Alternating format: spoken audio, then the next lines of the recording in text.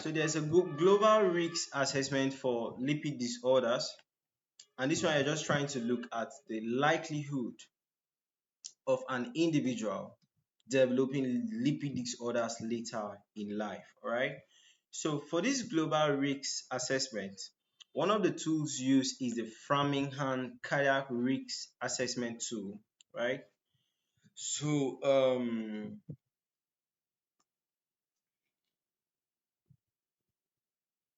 in looking at the Framingham cardiac risk assessment tool, um, there are some couple of things you are trying to put in consideration, and one of it is age.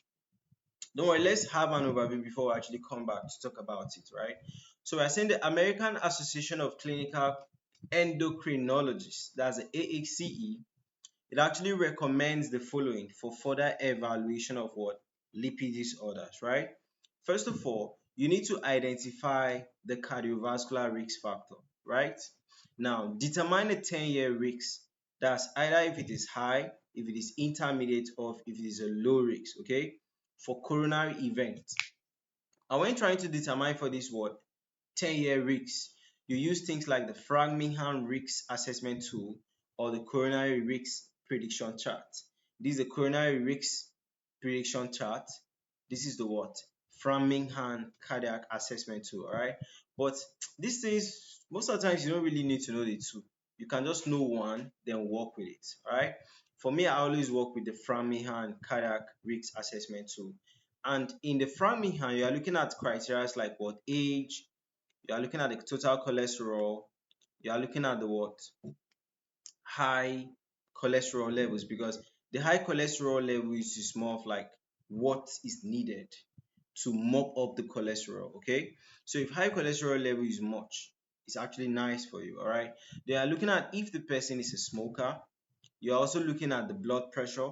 Then you're also looking at what? If the person has diabetes or not, okay? So you're looking at the age.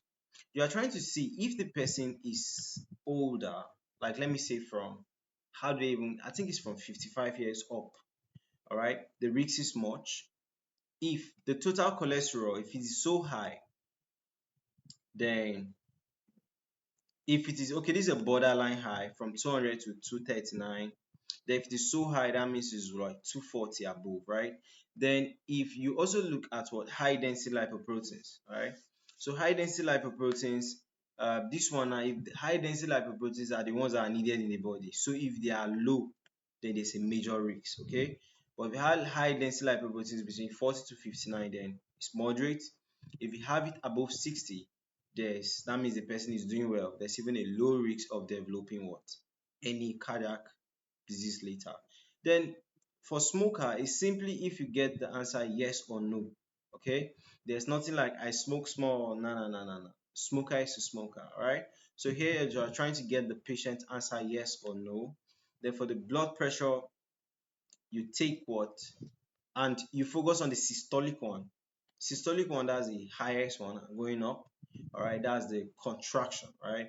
So for the systolic one, you just try to see if the systolic blood pressure is very high. Then diabetes 2 is either a yes or no. All right. So that's just the global risk assessment for lipid disorders.